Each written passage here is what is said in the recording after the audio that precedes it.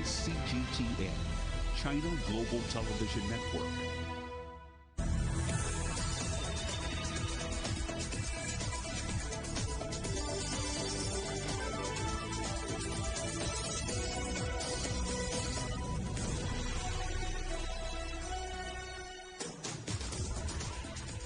Hello and welcome to Global Business Europe, live from CGTN in London. I'm Jamie Owen. And I'm Robin Dwyer. Our top stories. A state of emergency in Haiti after the assassination of the president. Our other headlines: the row over Hungary's LGBT law comes into the European Parliament with calls for cash to be withheld from Budapest.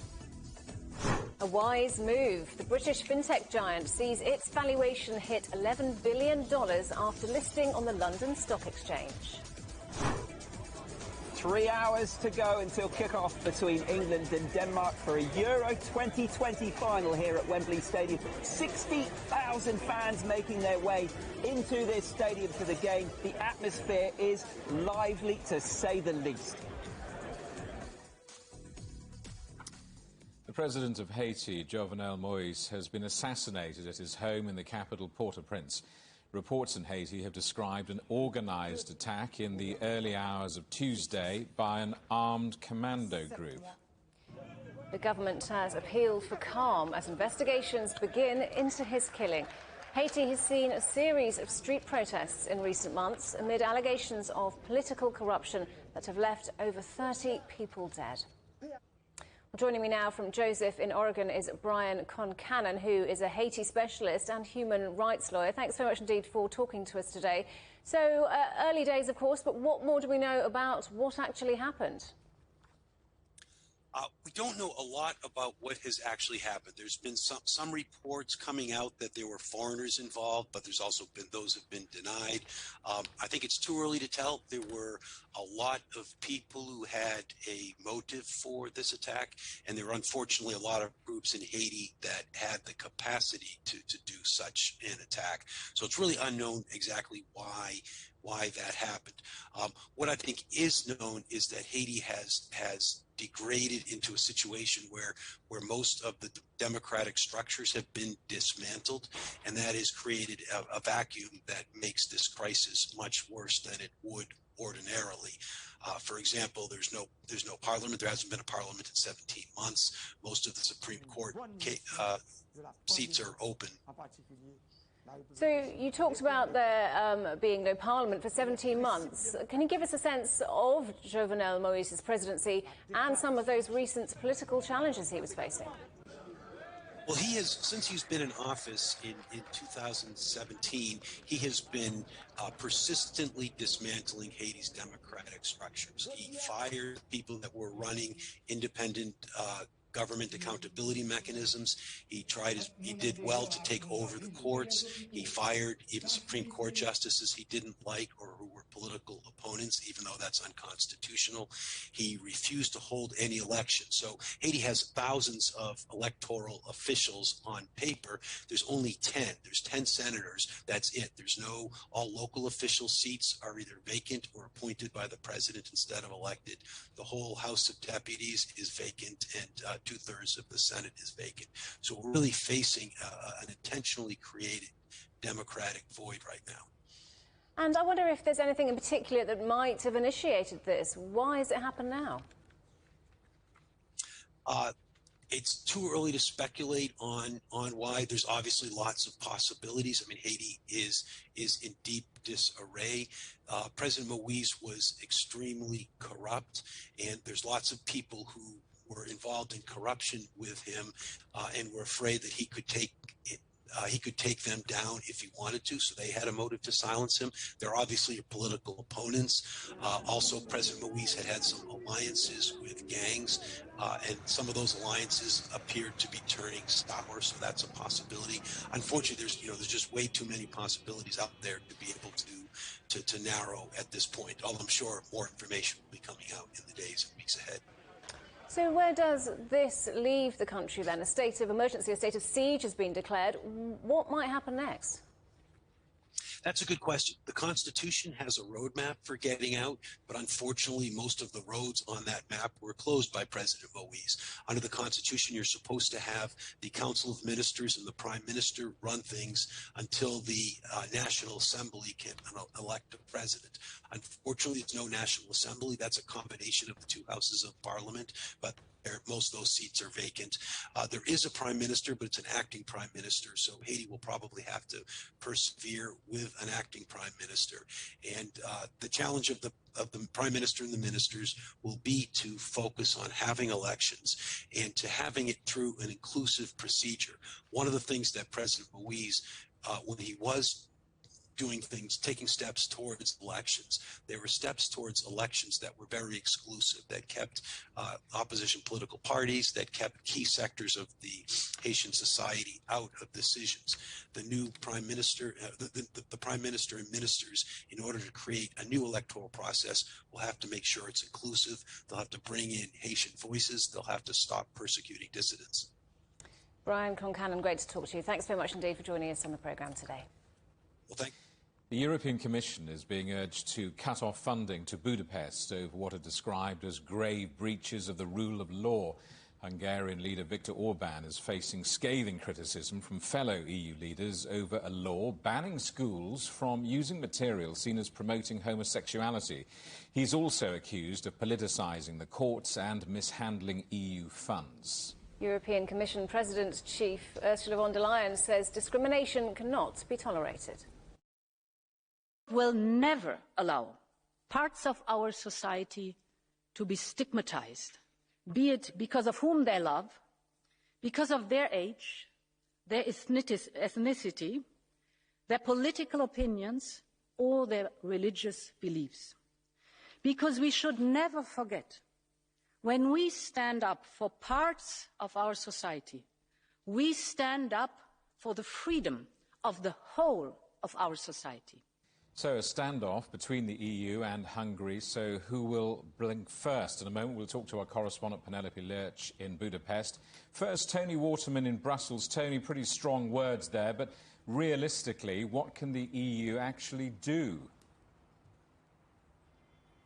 Well, one thing that they could do, Jamie, is trigger new rule of law mechanism, which came into effect at the start of this year for cases specifically like this, when countries are found to backslide on democracy. And perhaps one place that they could start would be with the $8.5 billion that Hungary is asking from the EU's COVID recovery fund. They could potentially start there, although there does need to be this clear link between the funds and the breach when it comes to the rule of law, and that may not be established in this case. But at the end of the day, we are talking about taxpayer dollars, and these EU lawmakers believe that the money should not be going to a government that is not upholding European values, or to a country where there are few guarantees that the money is going to be used properly, without fraud, without corruption. But this would have to be a test case, because this rule of law mechanism has never been used before. And in fact, Hungary is challenging its very existence in the European Court of Justice, which could then make the Commission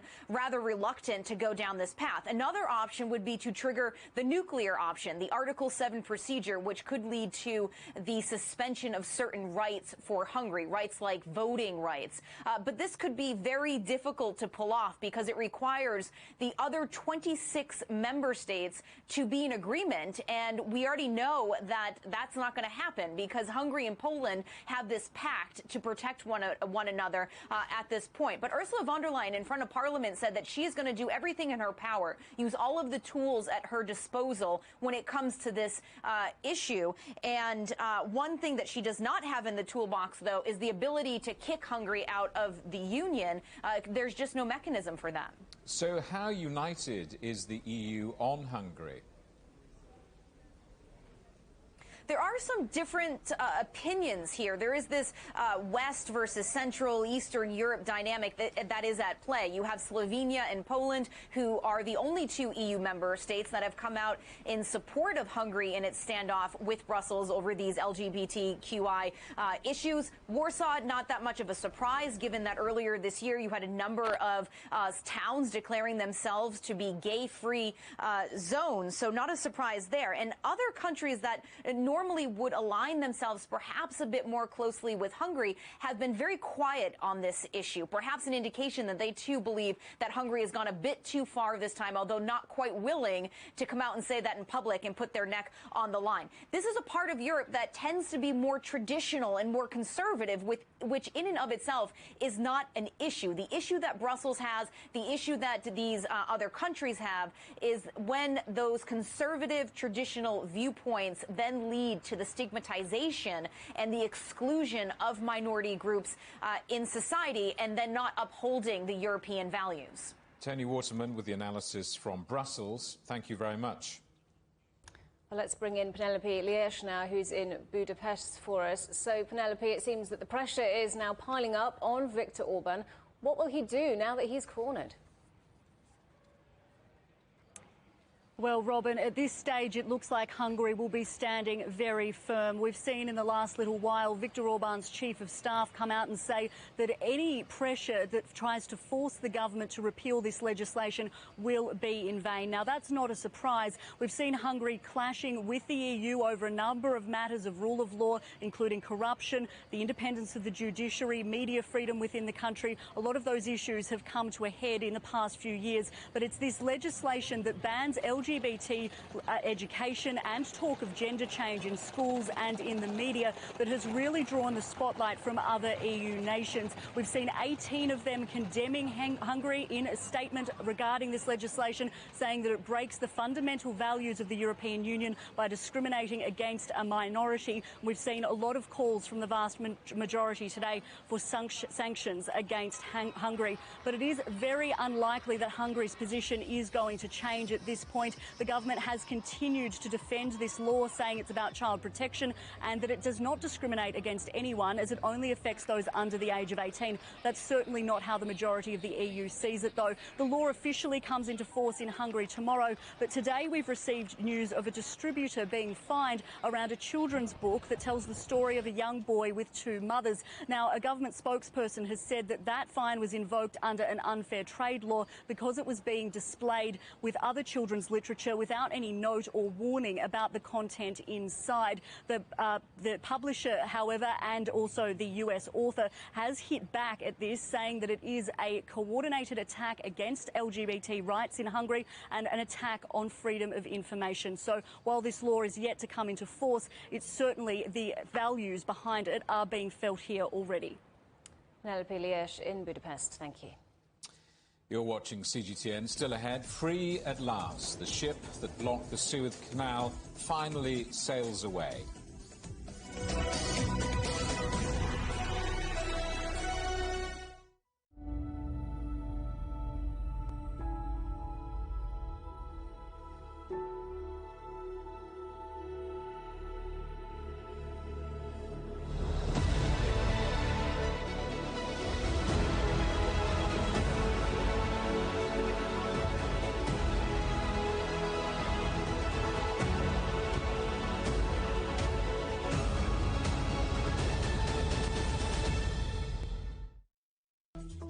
Search CGTN Europe wherever you get your podcasts to subscribe to The Agenda podcast. The Agenda with me, Stephen Cole, always gets to the heart of the story.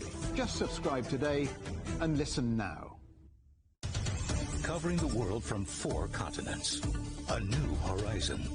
Teams in Beijing, Washington, D.C., Nairobi, and London. Who connect, interact, and inquire to bring you the stories that matter to all. The Link, only on CGTN. Facing the unknown is always difficult. In a world in turmoil, it's easy to lose orientation. But when the storms come, we have to see the possibilities. Reinvent. Find new opportunities. Discover a path forward. CGTN. See the difference.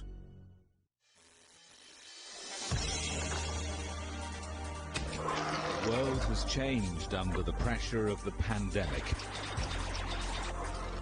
For many of us, life is returning to some kind of normal.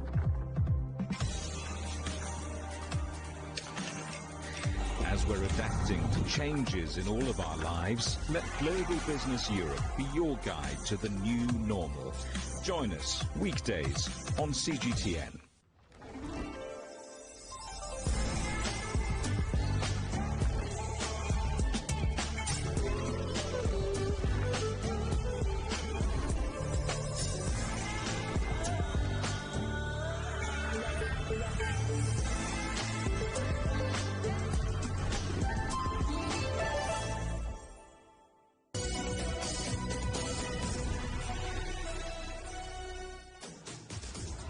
Welcome back to Global Business Europe.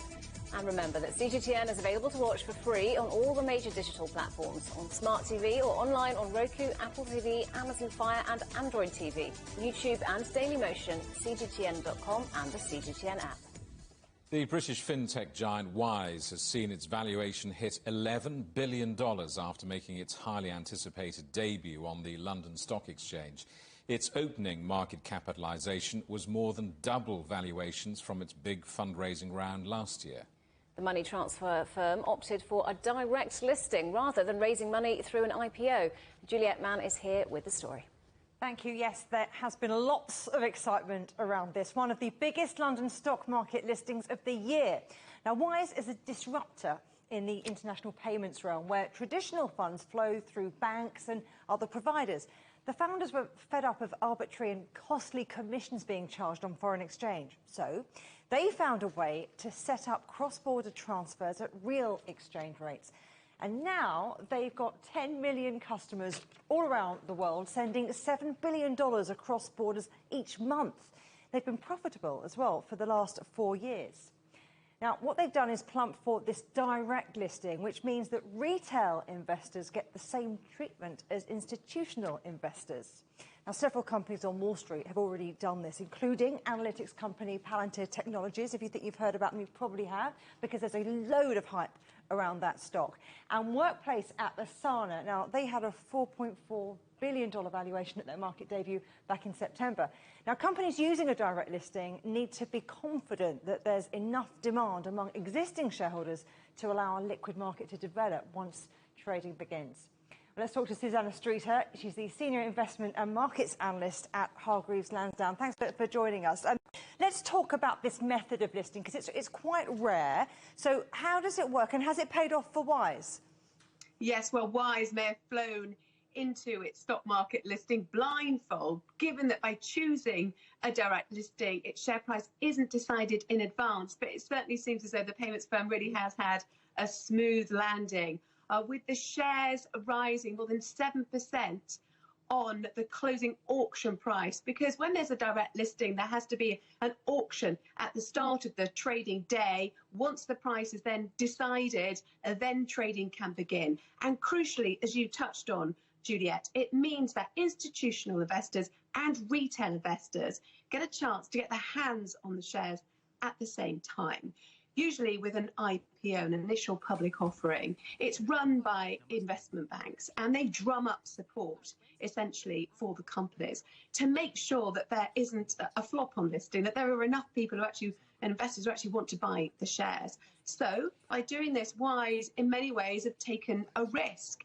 They didn't necessarily know just how much support there would be out there, but there certainly has been a lot, given the interest in the stock on the opening day. In the first half hour of trading, there was a real steady stream of trades, 47 million in the first half hour. Susanna, if you look at some of the IPOs that have happened this year, Deliveroo comes to mind, a bit of a flop.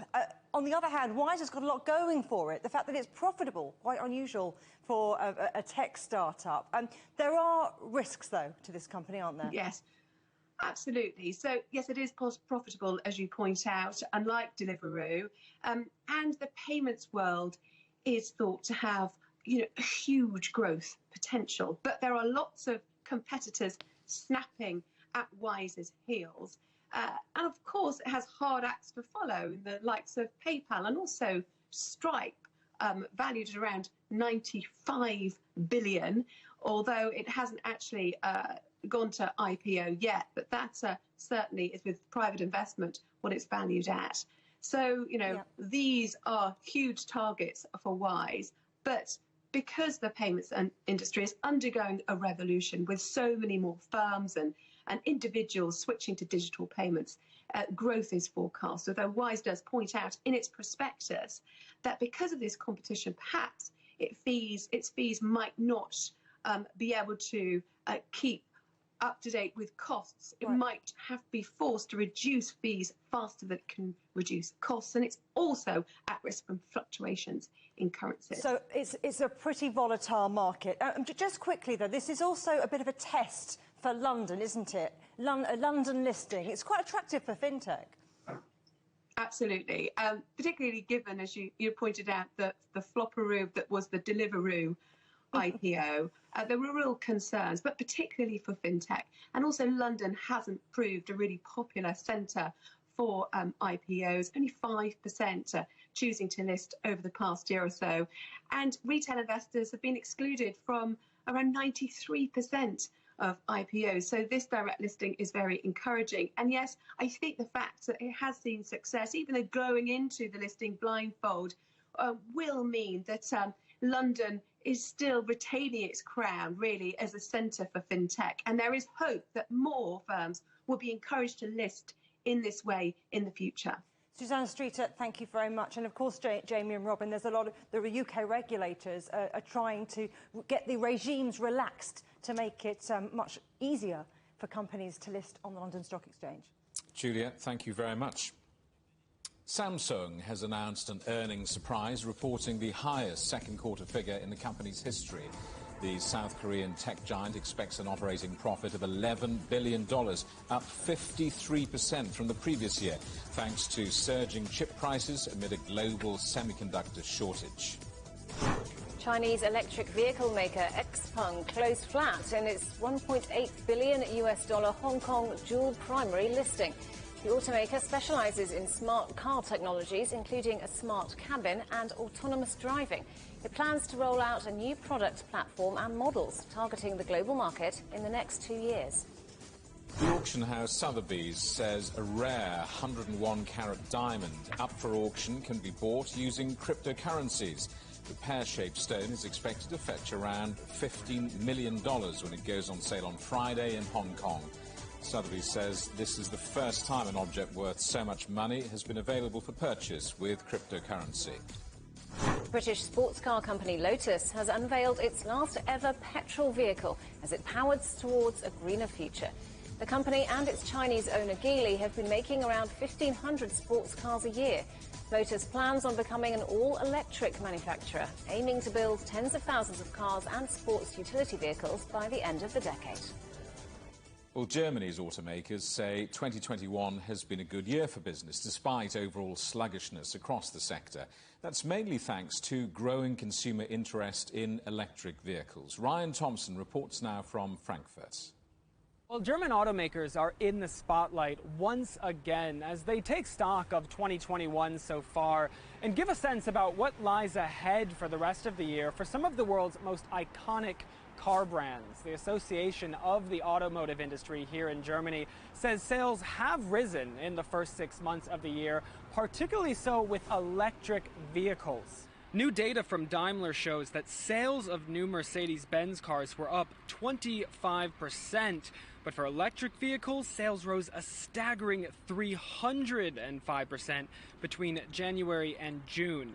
The German auto industry as a whole is investing over $175 billion into climate-neutral mobility, but the sector is concerned about the lack of supporting infrastructure for EVs in Germany and across Europe.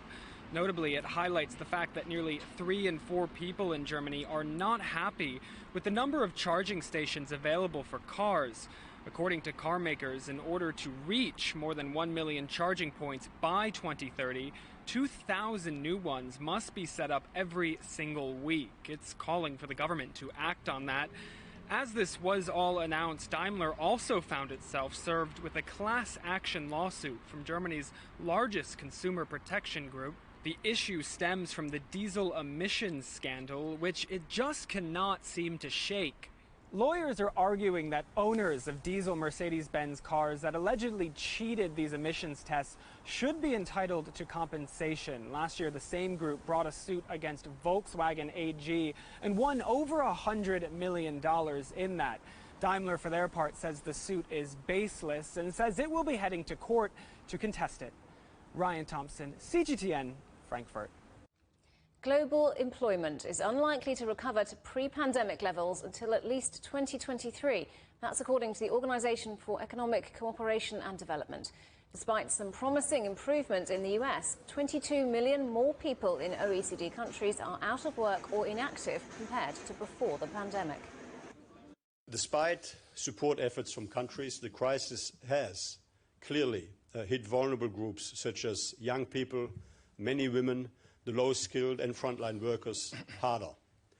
Without well-targeted measures, some of these short-term effects risk becoming long-term scars.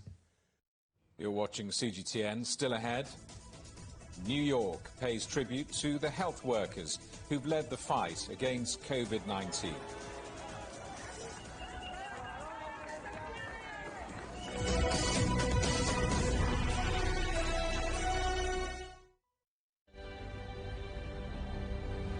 The EU's digital COVID certificate, which offers the promise of unlocking hassle-free travel around Europe this summer. In less than 2 weeks' time, the Czech border will also open to all EU and Serbian citizens. 4.4 million Hungarians received their first dose of COVID vaccine. 18 and over can receive the COVID-19 vaccination, but it does come with conditions. Third wave will probably take longer to emerge. This vaccination centre is part of a massive effort to try and drive down the numbers of the new variant that was first identified in India.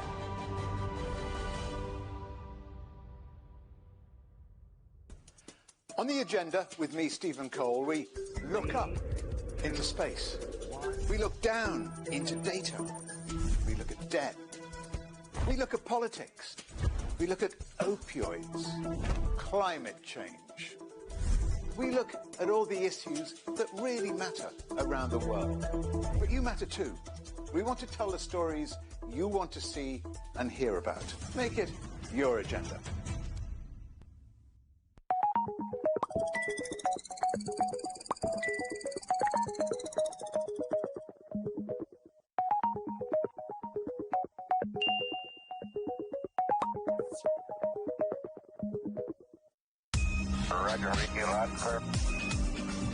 We can try out the wild and crazy ideas. Nothing can stop an idea whose time has come, and this idea is coming. I actually feel quite comfortable in isolation. We should all be very basic when we're trying to save the world. Awesome! We hope it will happen. We have to live in hope.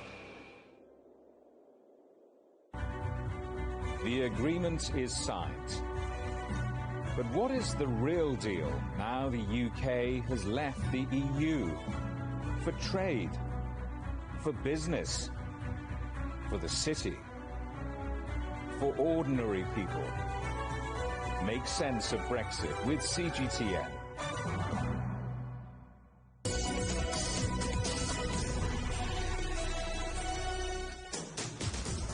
Welcome back to Global Business Europe with Jamie Owen and Robin Dwyer. Our top stories. Haiti is under a state of emergency after the assassination of the president. Jovenel Moïse was shot dead at his home. Our other headlines, the European Parliament has heard calls for funding to be cut to Hungary in a dispute over a law banning schools from using materials seen as promoting homosexuality.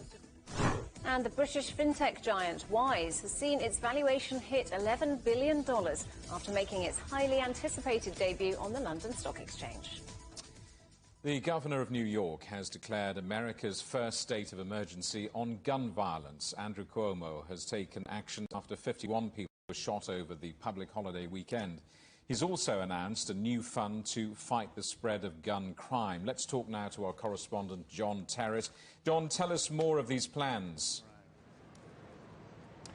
Well, Andrew Cuomo, who is the governor of the state of New York, made the announcement within the last 24-hour news cycle. He was responding to a huge uptick in gun violence in the city and indeed around the country. And today it is being reported that 51 people were shot over the July the 4th holiday weekend, Friday through Monday night. And here in Manhattan, where I am, 26 people of those 51 were shot. Andrew Cuomo making the point that 13 people died from COVID-19 over the same period. So you can see that's quite a difference. 13 deaths from COVID-19, 51 people shot in the state. Cuomo calls it a disaster emergency. The bird's eye view is that gun violence is up 38% in the first half of the year, January through July. Cuomo says we're in a new epidemic, and it is gun violence. But encouragingly, he says, if you can beat COVID-19, you can beat gun violence. He's freed up $138.7 million in order to battle the issue, of which $75 million will go to helping at-risk youths who are often in the front line of this kind of war, and the money will be used to help them in community projects and also to find work. It's a 7-tier comprehensive plan, including the police departments around the state reporting to each other every single week on the issue of gun violence and what they know. This will be done through the Office of Gun Violence Prevention, which is a relatively new office. Also, Cuomo signed into law 2 new laws within the last 24-hour period as well. Now, I should point out to you that actually New York does have some of the toughest gun laws in the whole of the United States. But there are 2 new laws coming. One will be making it easier to sue gun makers and gun sellers if it can be proved that the gun was used for violent purposes, and also making it more difficult for you to buy a gun in New York State if you have a warrant already against your name. Cuomo says 74% of guns in the state of New York come in from the south of the country. He's declared war on those coming into New York City. And within the past 24 hours, we've learned that the number of people shot nationally, according to the Gun Violence Archive, was 230 people over the holiday weekend. Last month, President Biden announced similar new rules and protocols as outlined by the governor of New York. Of course, he did that for the federal level and nationally as well. That was within the last couple of weeks. John, New York, meanwhile, holding a ticker tape parade today for those on the front line of the COVID fight. Well, that is absolutely right. And in fact, it has been taking place just a few streets away. I thought we would be able to turn the camera and show you, but the angles are just not there. But, you know, this is they call it a hometown heroes parade here. It used to be known as a ticker tape parade. It's not actually ticker tape anymore, but it's happening in weather that is beautiful, beautiful weather. 95-degree temperatures here at the moment, along the Canyon of Heroes, which is that little bit of Broadway that runs from the Battery Park up to City Hall. And of course, in the past, it's been done, a ticker tape parade to honor kings and queens and former presidents and astronauts, of course, and sports people as well. But this is about, if I may phrase it this way, about ordinary people. Really, it's about people like you and me, healthcare workers, first responders, ancillary workers, cleaners, food preparation people, store owners, logistics runners, you know, people like UPS and FedEx, all of whom worked throughout the entire pandemic just to keep us all safe and keep us all going. They did not stop work. There are 14 floats taking part in this. The Grand Marshal is Sandra Lindsay. You will remember her. She was the first person in the world to receive an official Pfizer vaccine on December the 14th, 2020, at the Long Island Jewish Medical Center. And as I say, it's not really a ticker tape parade anymore. It is actually confetti. Lots of people are on those floats. There are some people lining the crowd route, although not as many as we normally see for these ticker tape events. And I do have to finish by pointing out that unfortunately the Delta variant is dominant in the United States now, certainly in parts of the Midwest of the country. But here in New York, they're having this parade because, frankly, they feel they're on top of it. They've controlled it. They've got it under control now because of the vaccines. And you can think of this parade today really being a big hug from the city of New York to all those people who worked through the pandemic. John, we've been watching those extraordinary pictures of the ticker tape parade. John Terrett in New York, thank you very much. The UK Prime Minister has defended plans to lift most remaining restrictions on July the 19th, despite rising cases. Boris Johnson faced criticism from the opposition leader that the decision was not thought through.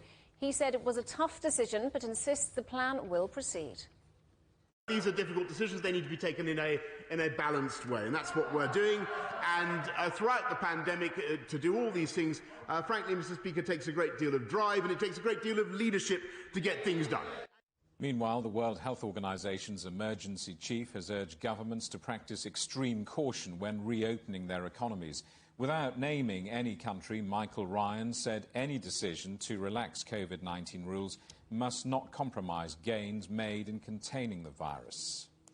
We would ask governments to be really careful at this moment, not to lose the gains you've made, to open up very carefully. We've seen over the last 6 months, case after case, country after country, in which there was a lot of increase in social mixing without adequate vaccine coverage, and we've seen wave after wave of cases. I would hope that in the European environment we won't see a return to the overwhelmed hospitals and the exhausted health workers. The ship that blocked the Suez Canal in March is finally leaving Egypt. Authorities have released the container vessel, the Ever Given, after agreeing compensation for the 6 days that it brought traffic to a halt in one of the world's busiest shipping lanes. It will now sail to Europe via Rotterdam before reaching London. Adel El Marouki reports. After more than 3 months in Egyptian custody, the Ever Given weighed anchor on Wednesday, continuing its route to Europe. The departure of the ship follows a compensation agreement between the Egyptian Suez Canal Authority and the Japanese owner of the ship. The final value of the deal remains confidential. Egypt had demanded $550 million, terms which were rejected. The value of the final deal is expected to be less. 2 tugboats escorted the Ever Given north from the Great Bitter Lake. The ship is due for a full inspection in the Egyptian city of Port Said before it continues on its journey. The mega container ship is one of the biggest in the world. 400 meters long, the skyscraper-sized vessel is carrying some 18,300 containers. On March 23, it became wedged and grounded in the Suez Canal, blocking navigation entirely for 6 days and interrupting global supply chain. The Ever Given is finally free. It is expected to reach Europe in 2 weeks. As a precautionary measure, the ship will be sailing at a slower speed than usual until it makes its first stop of Rotterdam in the Netherlands. There, suppliers will be receiving their goods they've been waiting more than 3 months for. Adel Mahroui, CGTN Suez Canal, Egypt. Well, let's talk to Craig Fuller, the chief executive of the shipping data provider FreightWaves. Craig, good to see you. So she's sailing away at last. Why has it taken so long? I'm guessing the lawyers and the insurers have had an absolute field day. Yeah, it's a lot of money on the line, and you have a lot of parties that are impacted. So the ship lines are able to share the burden to the BCOs, the folks that are shipping stuff. So there's been a lot of negotiations. Insurance companies, the ship line, the government, and the canal operator are all involved in this, and there's a lot of attention. So no one really wanted to give ground and give in, but those negotiations are confidential, and we will probably at some point get more details. What are the lessons that we can learn from this saga? Well, I think everyone is now aware how fragile global supply chains are and how dependent we are on the movement of cargo efficiently. And these disruptions can cause significant downline issues to supply chains. And so because of the attention that's being paid to it, companies are now looking at building redundancy, having more inventory available to them, and looking at alternative suppliers for sources of goods.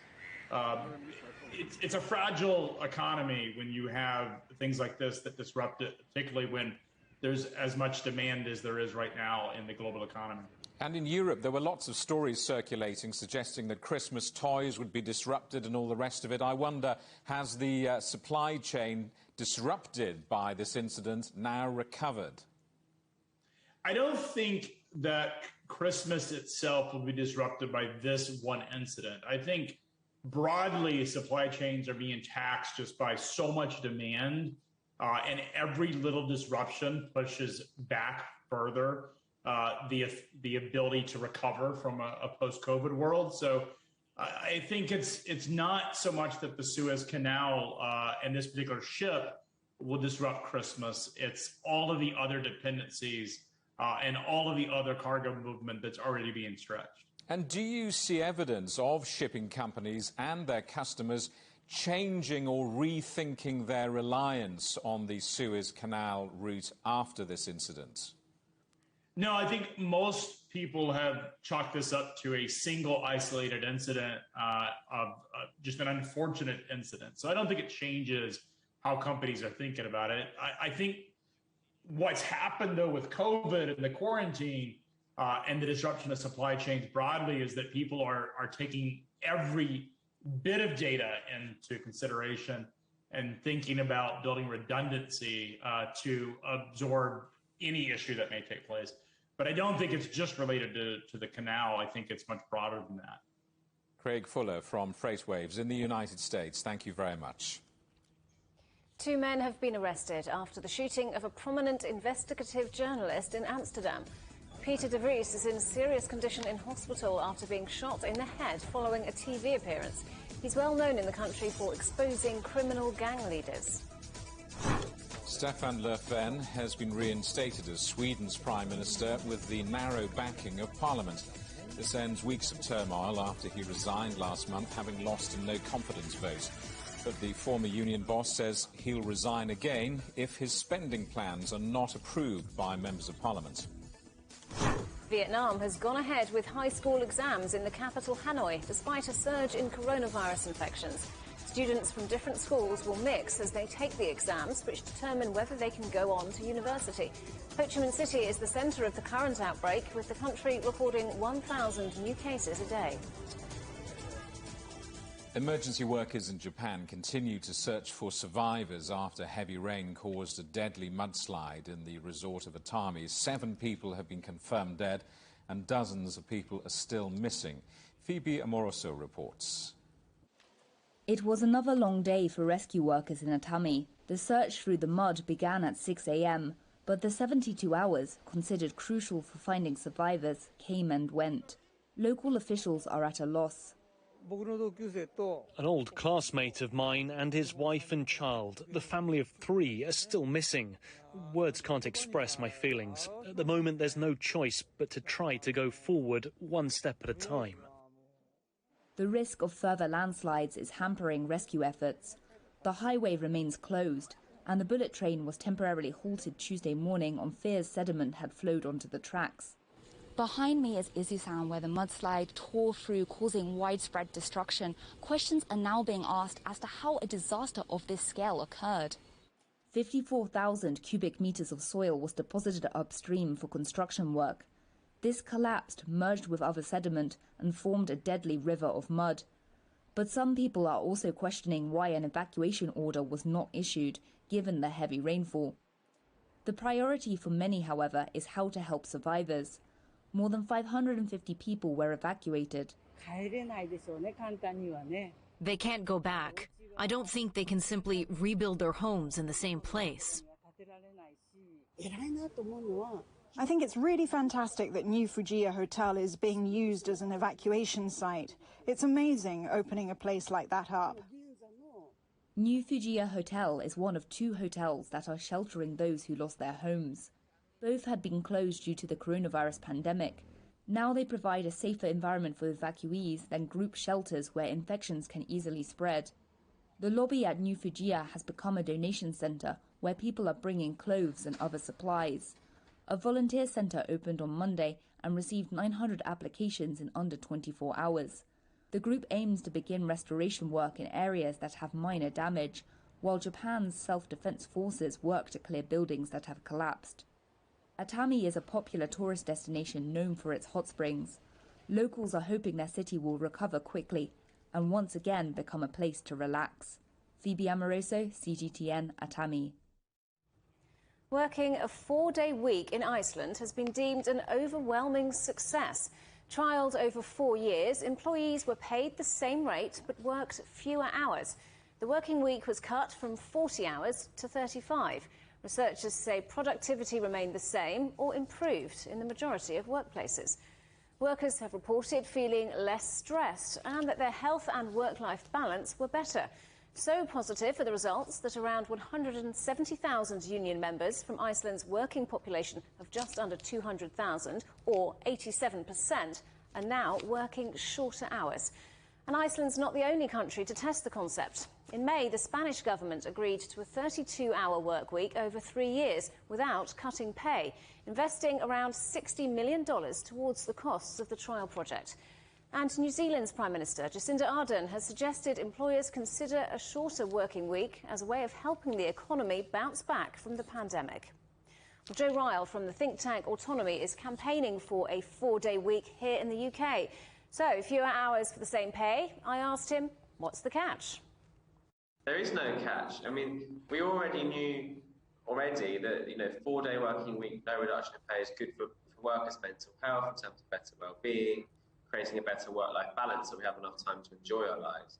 What this study shows is also very good for productivity. So it's a win-win policy for both workers and business.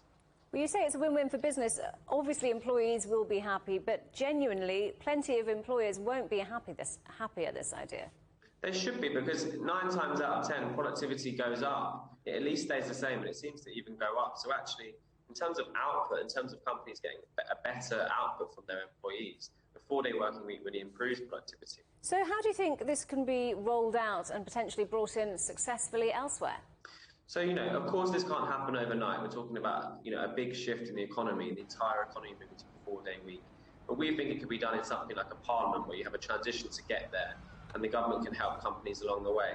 There was a study out in the UK about 6 months ago which showed the majority of firms could get on with it and remain profitable.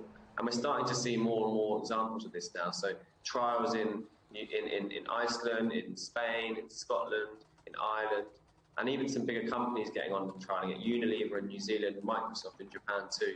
It's really an idea as time has come. If you look at the pandemic, it's changed the world of work completely already anyway. So this is a great opportunity to actually introduce a 4-day week. We can all enjoy our lives a bit more. And this particular pilot study was conducted in the public sector, but do you think it will translate to the private sector with its different demands? Entirely. I mean, there's a case to be made for the public sector to be a pioneer for the 4-day week. But more and more we're starting to see businesses adopting and trialling it themselves. There's nothing to stop businesses from just doing it now. And what we're saying is if you have concerns, we accept it's a big shift in the way that we work. If you've got concerns about it, why not just trial it for 6 months and see how it goes? Because it seems to be the case that whenever it's implemented, worker well-being goes up, productivity goes up. And let's remember this is good for the environment too in terms of bringing down carbon emissions and reducing household energy consumption. In some workplace cultures, though, being seen to put in more hours and do more is a measure of success. Do you think it will take some time to move away from that? I think it will, but we have to really question that, Why is it a badge of honour to be seen to be working all the time?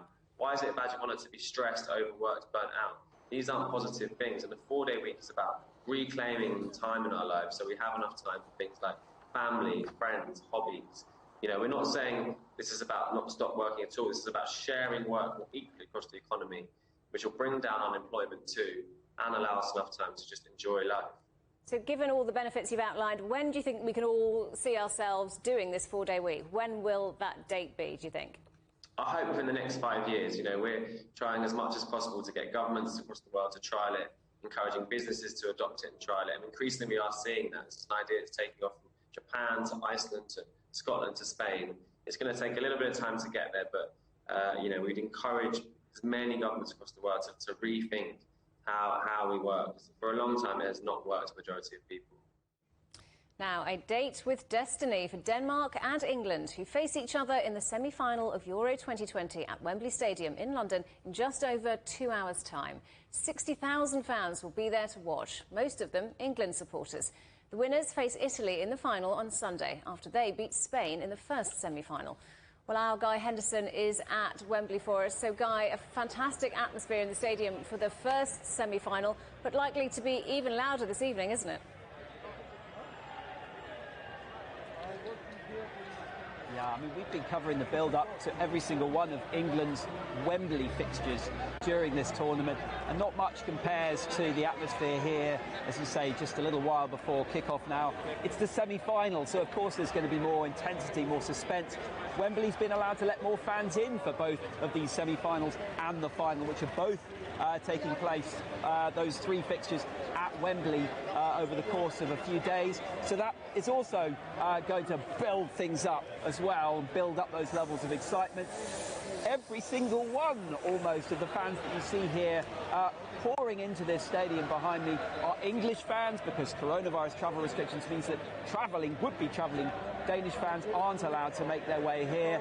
And so that means there is desperation, can you call it, from almost everyone here for their side to finally break that cycle, because here's a fact that might surprise a lot of people, maybe not in England but around the world. England have never made it to a European Championship football final. So let's talk about the football then. It was a good match last night. What do you think we can expect from this game? Both teams seem quite confident going into it.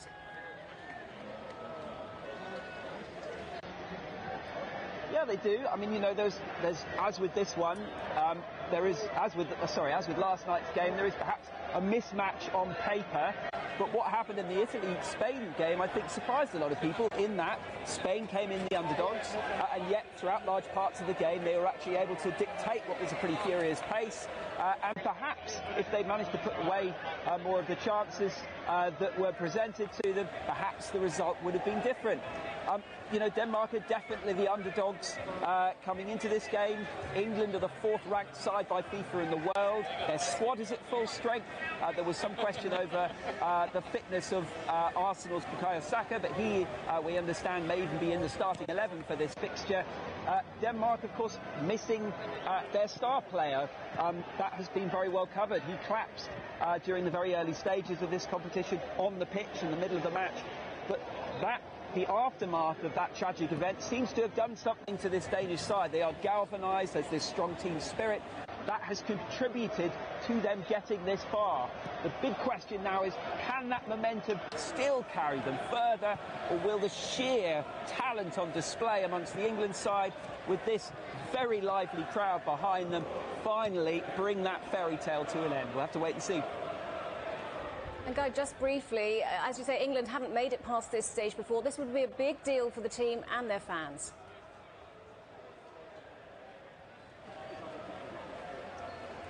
There is, throughout the country this evening, as I'm sure you'll be able to attest to there as well in the studio, a great deal of excitement about this fixture. Of course, England made it to the semi-finals of the World Cup too. This is now their second major tournament semi-final in a row. There is a great deal of excitement and expectation about the ability within this young attacking side. This, they hope, will be the moment that they can finally break that taboo. Guy Henderson in Wembley, many thanks. A ban on spectators at the Tokyo Olympics is now unavoidable. That's according to a Japanese government source. A decision on keeping stadiums empty will be made on Thursday, just 16 days before the Games begin. The authorities are also expected to put Tokyo into a new COVID state of emergency. Foreign spectators are already excluded. Reuters news agency says political setbacks for the government in Sunday's Tokyo Assembly election have forced it to change its position. With only a few weeks to the Tokyo Olympics, Germany's athletes are training hard ahead of their departure for Japan. The Games have been postponed, of course, for a year due to the pandemic, yet some on Germany's Olympic gymnastics team will be contending with more than COVID at this year's event. Natalie Carney reports from Munich. Spectators peppered the mostly empty seats of Munich's Olympic Halle, home to the 1972 Olympic Games, so a fitting place to watch Germany's best gymnasts as they prepare for the 2020 Games in Tokyo. With their perfect posture and flawless makeup, these gymnasts may look the part, but they know this year's Games will be like none before them. 21-year-old Sarah Voss has mixed feelings about her Olympic debut. I'm not concerned because I know there's a very high hygiene concept, so everyone is going to be safe, I guess. We are going to be tested all day. We're going to be in our bubble. We're not going to see as much as we usually see. Protective COVID measures will restrict the number of spectators at each event, as well as the mixing of athletes, says two-time Olympic veteran Elizabeth Zeitz. Normally it's the biggest sports thing you can imagine. All the people come together to celebrate sports, and this time I think it's more about to make your dream come true, to show what you can do, but not to celebrate too much together. But COVID-19 is not the only hurdle some will be contending with. These athletes train their entire lives for a chance at the Olympics. And while the judges are focused on their strength, their form and agility, some of the female competitors have the added concern of their wardrobe. Tradition is partly to blame, but according to some athletes, the fans have at times crossed a line too. We have the year 2021. Social media is what some people's life is all about. They can post whatever they want, and also they can post things of me, and sometimes I'm not feeling comfortable with that. So that's why we sometimes wear unitard. The unitard is a spandex leotard with full arms and legs. Once worn for religious reasons, now more and more female gymnasts are wearing them to protest against the sexualization of their bodies. Two-time Olympian gymnast Kim Boy, also on the Tokyo ticket for Germany, says female gymnasts should not be forced to wear the traditional bathing suit style leotard. We just want to show the world and all the women outside that you can wear whatever you want if you feel comfortable with it.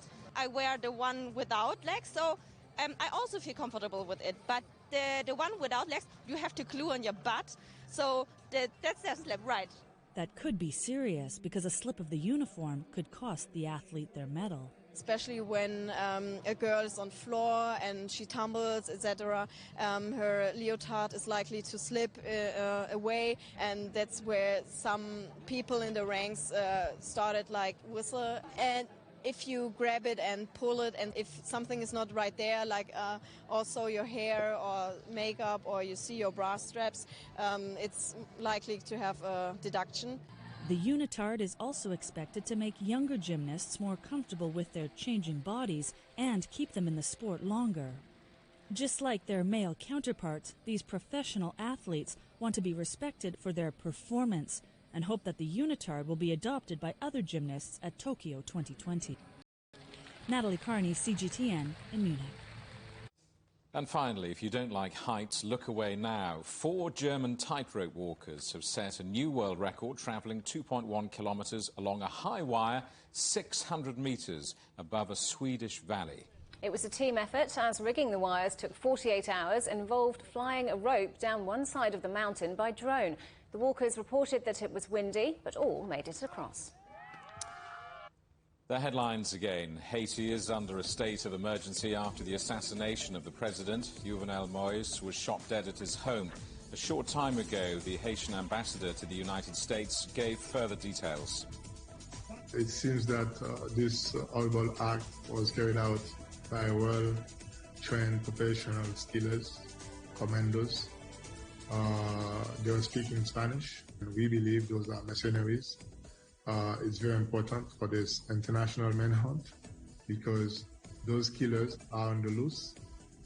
The European Parliament has heard calls for funding to be cut to Hungary in a dispute over a law banning schools from using materials seen as promoting homosexuality. And the British fintech giant Wise has seen its valuation hit $11 billion after making its debut on the London Stock Exchange. That's it for Global Business Europe. Thanks for watching. More on all our stories at europe.cgtn.com. We're on smart TV apps Roku, Apple TV, Amazon Fire and Android TV, YouTube and Dailymotion, CGTN.com and the CGTN app. From all of the team in London, it's goodbye. Goodbye.